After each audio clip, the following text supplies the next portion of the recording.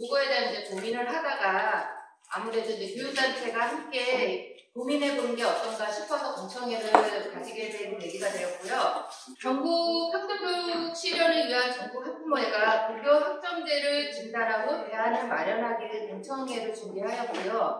고교 학점제가 우리 교육의 문제를 전부 또는 조금이라도 해결할 수 있는 정책인지 진지한 검토가 지금 부족한 것 같아요. 그래서 우리 지금 평등교육 실현을 위한 전국 학부모회 비대위원장 김영규 선생님이 오늘 행사를 위해서 많이 애를 써주셨어요. 잠깐 인사 말씀 드리고. 반갑습니다. 네. 고교 학점제 일반 학부모들은 굉장히 좋은 거라고 생각하세요. 그리고 점수 확대돼야 된다라고 생각을 많이 하시는데 이런 부분에 있어서 사실은 정부에서는 고교 학점제에 정말 학생들한테 좋은 건지에 대해서는 이야기하지 않고 있습니다. 그래서 교육부가 해야 할 일을 우리 학부모 단체가 정말 고교 학점제가 우리한테 도움이 되나, 우리 학생들의 미래에 정말 도움이 되는 어떤 교육제도인가 알아보는 자리를 마련했습니다. 이렇게 와주셔서 감사드리고요. 학부모 단체에서 이런 부분부터 먼저 점검하고, 그리고 교육부에 우리가 논의한 그런 대안이라든가 이런 부분을 학부모 단체 명의로 제출했으면 합니다. 오늘 고교 학점제 토론이 진지하게 진행이 되기를 바라면서 감사드립니다. 고맙습니다. 바쁘신 와중에 날씨도 차가워져 있는데 와주신 여러분들께 감사드리고요. 제가 오늘 이제 이 토론 진행 사회를 볼 건데요. 고교 학점제 과연 약인가 독인가 이렇게 아주 많은 시간을 들여서 분석하고 실태를 파악하고 또 통찰력으로 이렇게 고교 학점제에 대해서 살펴보는 그런 방대한 작업을 했습니다. 그 결과를 한번 들어보시고.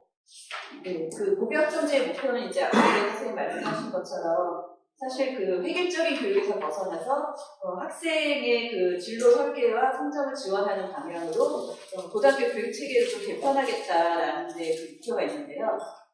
모든 학교에서 이제 특색 있는 교육을 제공하고, 그리고 학생의 과목 선택권을 확대하고, 학교 유형하고 관계없이 좀 학생 개개인이 자신에게 가장 적합한 교육을 받을 수 있도록 학생 중심의 교육 과정을 개편하겠다. 이게 골자인 것 같아요. 한마디로 이제 고등학교 교육을 완전히 바꿔보겠다라고 그렇게 받아들여지는데요. 사실 지금의 고등학교는 대학 입시의 어떤 그 수단? 그렇게 전락을 해버렸죠. 저희가 인정하고 싶지 않아도 그건 어쩔 수 없는 것 같고요. 이거를 조금 더 정말 외국의 고등학교처럼 자유롭게 자기가 선택한 과목들을 들으러 이렇게 돌아다닐 수 있는 그런 쪽으로 가보겠다라는 방향인 것 같습니다. 얼마 안 됐어요. 지난 11월 1일 날 그 촛불 청소년 인권법 제정연대하고 정교조가 같이 2019년 학생인권 실태 조사를 한 적이 있습니다. 네, 그 결과를 발표했을 때 사실 한 2,870명 정도 조사를 했는데 그 3분의 1 정도의 학생들이 학교 수업이 내 삶에 도움이 되지 않는다고 대답을 했습니다. 그리고 얼마 전 또 서영교 국회의원이 발표한 자료에 따르면 최근 3년간 학업 중단을 한 학교를 떠난 학생들이 15만 명이라고 하고요. 그리고 이 중에 고등학생이 거의 49% 정도를 차지하고 있습니다. 그래서 이제는 학교가 필수적으로 다녀야 되는 곳이 아닌 것 같다는 생각이 들어요. 그래서 학교가 좀 달라져야 되지 않을까라는 생각을 합니다. 그래서 이현 선생님 발제문에서 그 고교학점제를 찬성하는 측의 주장을 딱 정리를 해주셨어요. 신자유주의적 인적 자본 양성론에 기초한 경제주의적 미래 역량 담론, 그리고 두 번째는 선택, 다양성, 자율성들을 중심으로 한 자유주의적 탈입시교육 담론이라고 해주셨는데요. 저도 사실 신자유주의나 그런 무슨 이즘 이런 거 되게 싫어하는 편인데 이렇게 정리를 해주시고 보니까 제가 그 찬성 쪽 주장에 좀 더 가까운 것 같더라고요.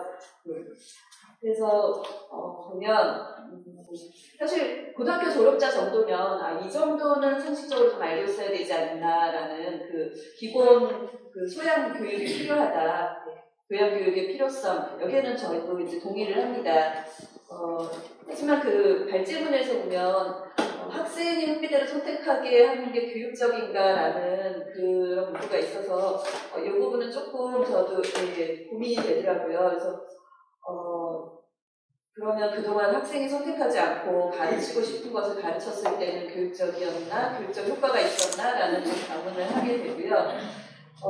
사실 그 진도 빼기 교육을 했기 때문에 소외된 학생들을 위해서 기본 소양 교육이 불가능하게 될 거다라는 건 역시 지금도 역시 그렇지 않았나라는 그런 반문을 좀 하게 되었습니다. 그리고 이제 또 여쭤보고 싶은 게 사실 학교가 입시학원이 됐잖아요. 근데 학교가 입시학원이 되는 건 당연하고 그러면 진로 탐색 기관이 되는 건 왜 안 되지? 라는 질문을 하게 되고요. 그리고 그 진로 탐색이라는 게 결국 이제 노동에 대한 얘기를 하는 건데 인문학이나 철학 이런 것들이 노동보다 더 중요하고 사실 저는 그렇게 생각하지는 않거든요. 그리고 우리가 지금 그 대학 진학을 하는 이유 역시 취업 때문인 거는 부정할 수가 없잖아요.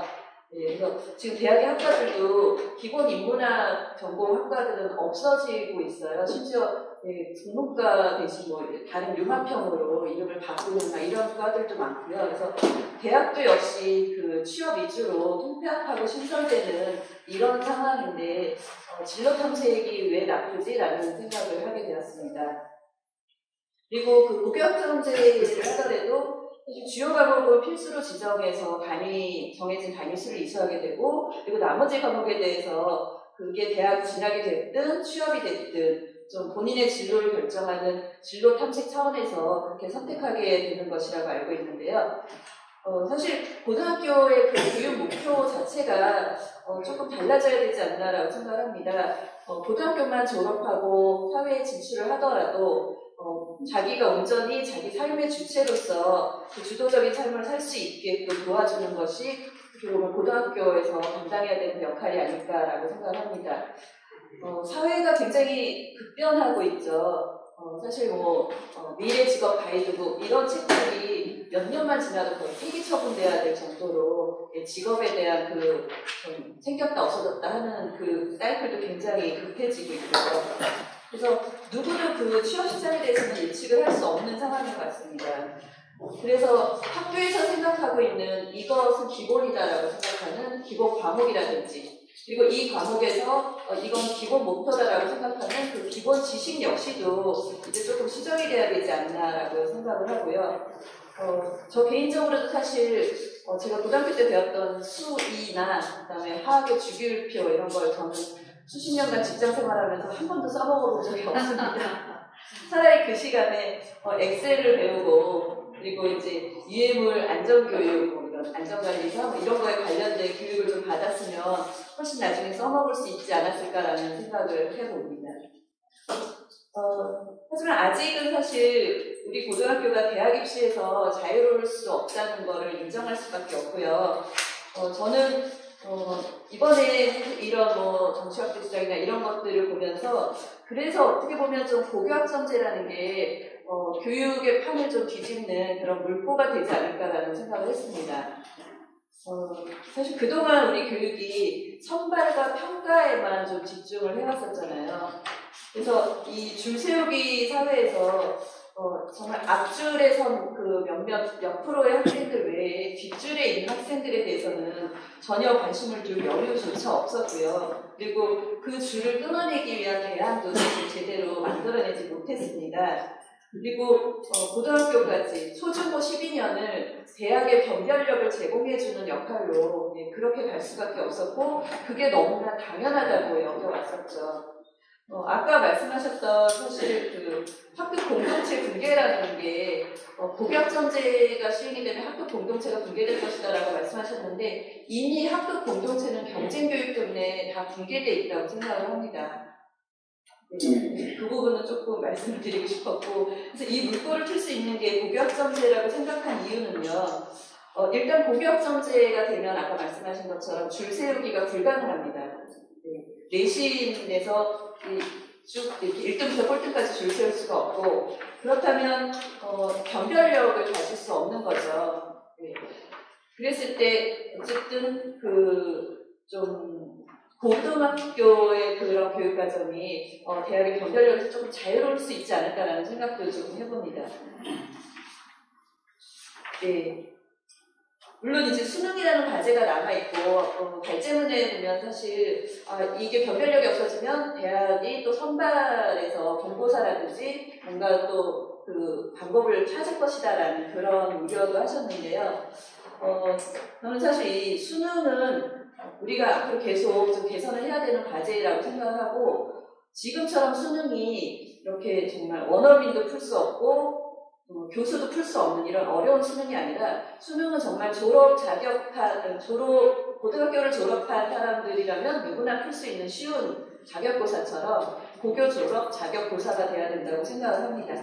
그래서 학원을 전혀 가지 않아도 그냥 이 고교학점제가 시행이 된다면 그냥 필수 과목 몇 개만 들어도 풀 수 있는 그런 검정고시 수준의 자격고사가 되어야 된다고 생각하고요. 그리고 얼마 전 시도교육감 협의회에서 수능을 1년에 2번 보자라고 제안을 했던 것처럼 1년에 2번이 아니라 3번, 4번, 5번이라도 토익처럼 그냥 여러 번 자기가 개인적으로 응시를 해서 그 중에 제일 높은 점수를 자기의 자격으로 가져갈 수 있게끔 그렇게 개선이 돼야 된다고 생각합니다. 쉽지는 않겠죠.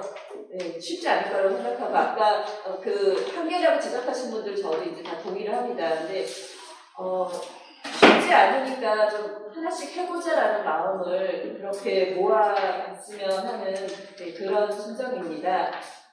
일단 교원 정책이 좀 종합적이고 효율적으로 만들어져야겠죠. 교원의 수급 문제라든지 그런 부분들이 일단 마련이 돼야 되고요. 학교 시설의 개선 역시 굉장히 중요한 문제입니다. 큰 강의실부터 작은 강의실까지 몇 명이 들어갈 수 있는 그런 강의실 공간들이 많이 마련이 돼야 되고요. 그리고 이제 교육 주체 간의 소통이라든지 또 이제 학교 간 연대를 할 때 학교와의 그 소통이라든지 또 이제 그 작은 도시나 작은 지방 같은 경우 지역 간의 소통 이런 것들 당연히 활성화돼야 되고요. 그리고 교원의 업무와 학사관리 시스템이 굉장히 슬림화되어야지만 가능할 거라고 생각합니다. 그래서 이런 것들이 앞으로 우리가 풀어가야 될 과제고 그런 거 다 동의를 하고요. 그래서 좀 지금부터 같이 이렇게 대안을 마련을 해봤으면 좋겠다라고 제안을 드리고 싶습니다. 무엇보다도 사실 그 주도권을 대학에 주면 안 될 것 같아요. 대학에 주도권 주지 말고 본고사가 부활되는 사태는 어떻게든 막아야 되고요. 그리고 지금부터 이걸 하나하나 좀 준비를 했으면 합니다. 그래서 제가 꿈꾸는 미래는 어쨌든 교실 수업이 달라지고 그리고 고등학교의 서열이 좀 사라지고 그리고 대학 입시라는 것 자체가 좀 무력화되고 그리고 국립대학이 네트워크화돼서 공동학점제도 운영이 되고 그리고 대학이 더 이상 대학의 주도권을 가지고 선발을 하는 것이 아니라 내가 대학을 갈지 말지 선택을 하게 되고 그리고 궁극적으로는 대학 나오지 않아도 차별받지 않는 학벌로 인한 차별이 없는 사회가 되는 걸 이제는 조금 구체화시켜서 준비를 해도 되지 않을까라는 생각을 합니다. 저희 아이가 지금 중학생인데요. 저희 아이 때는 실현되지 않겠지만 그 아이의 후배가 그 아이의 자녀가 좀 다른 세상에서 살 수 있기를 바랍니다. 이상입니다.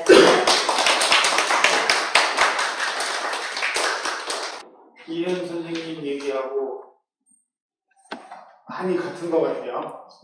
한 7, 80% 같은 것 같아요. 그런데 또 달라요. 네, 재미가 있으려고 하는 것 같습니다. 이현 선생님이 지금 아마도 들으면서 그거는 그게 아니고요. 이렇게 얘기하고 싶은 대목이 많이 있었을 것 같아요. 교사로서 교육 전문가이시고 또 학부모로서 나름대로 일반 국민에 대해서 교육에 대해서 많이 아시는데 근데 이처럼 다른 얘기를 할 수가 있구나라는 생각을 해봅니다. 우리 또 평등교육 학부모의 조희희 운영위원님은 어떤 학부모로서 어떤 말씀을 해주실지 한번 박수로 청해 들어보겠습니다. 네.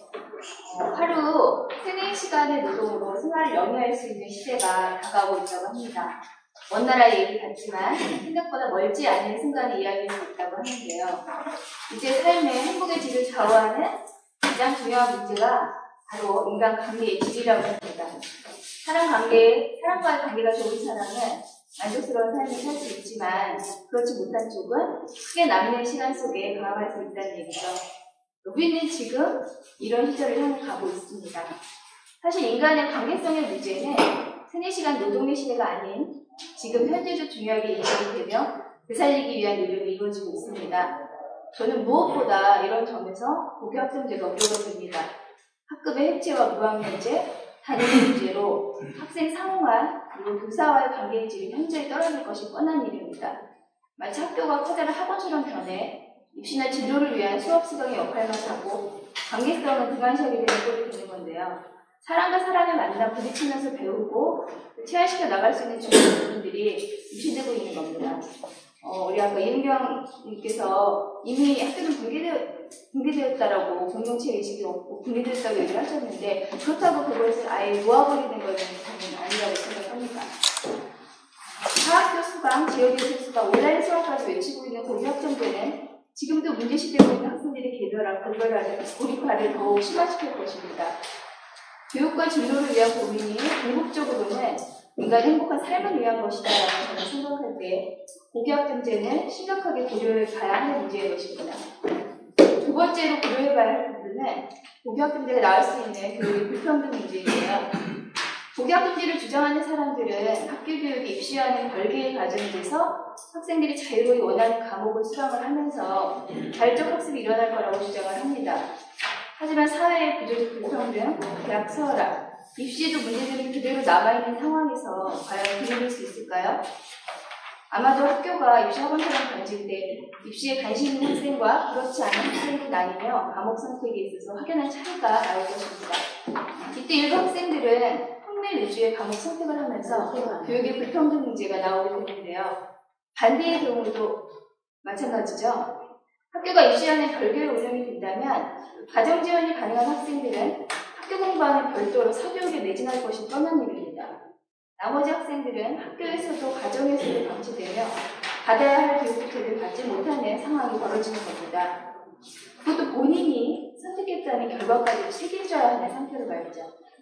사회의 구조적 불평등 해소, 대학 편주나 대학 입시 제도의 변화, 평가 방법의 변화 등이 없는 고교 학점제는 학생들을 구제해주는 것이 아니라 또 다른 고통 속에 밀어넣을 수도 있는 제도가 될 것입니다. 세 번째로 얘기하고 싶은 부분은 왜 우리 아이들은 이래도 급하게 진로에 대한 결정을 강요로 당해야 하는가라는 부분인데요. 고교학점제 관련 영상을 보다 보면 많은 학생들의 이런 댓글이 눈에 띕니다. 난 아직 꿈이 없는데 어떻게 해야 하나라는 부분인데요. 꿈과 진로라는 부분은 시간이 되었다고 딱 정해지는 부분이 아니고 타인이 찾아주고 싶다고 찾아올 수도 없는 부분입니다. 스스로가 찾아갈 수 있도록 지원해주고 기다려줘야 하는데 지금 학교와 이 사회는 마치 어떤 직업에 최적화된 학생을 만들기라도 했듯이 꿈과 진로에 대한 부분을 채굴하고 있는 것 같아서 불편한 마음을 갖출 수가 없습니다. 더구나 이 사회에서 여러 가지 다양한 직업에 대한 뒷받침이 없는 상태에서 학생들에게 직업 선택의 다양성에 대해 얘기하는 부분도 마음에 와닿지가 않습니다.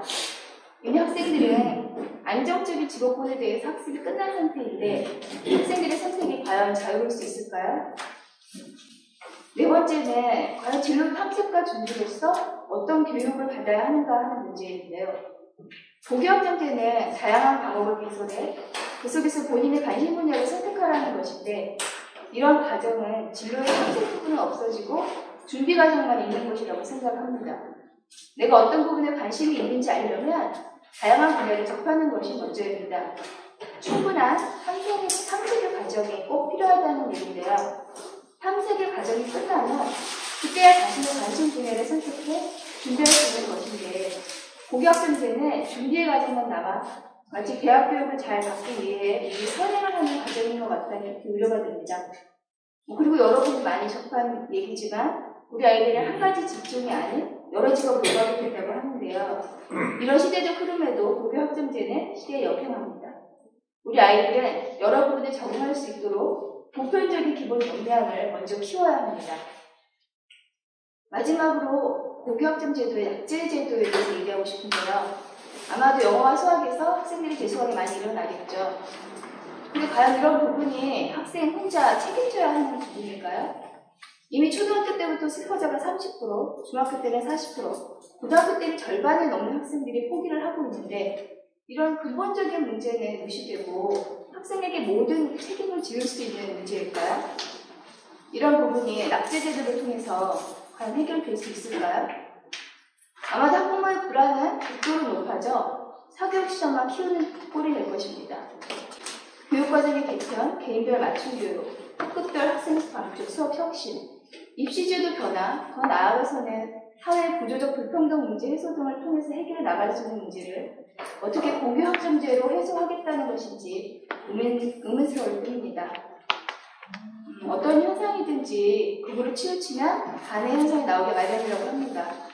고교학점제라는 제도가 대두된 이유도 지금의 교육 현실이 얼마나 힘겹게 흘러가고 있는지를 반영한 결과라고 생각됩니다.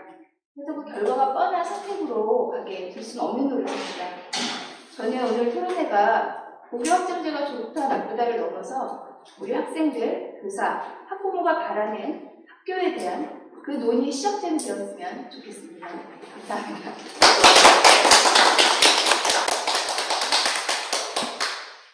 평등교육 학부모에서는 이 토론회를 준비하면서 아마 처음부터 고교학점제 문제 많다 이러고 이제 시작을 했는데 아닌 게 아니라 그런 입장이 분명하게 드러났던 것 같습니다.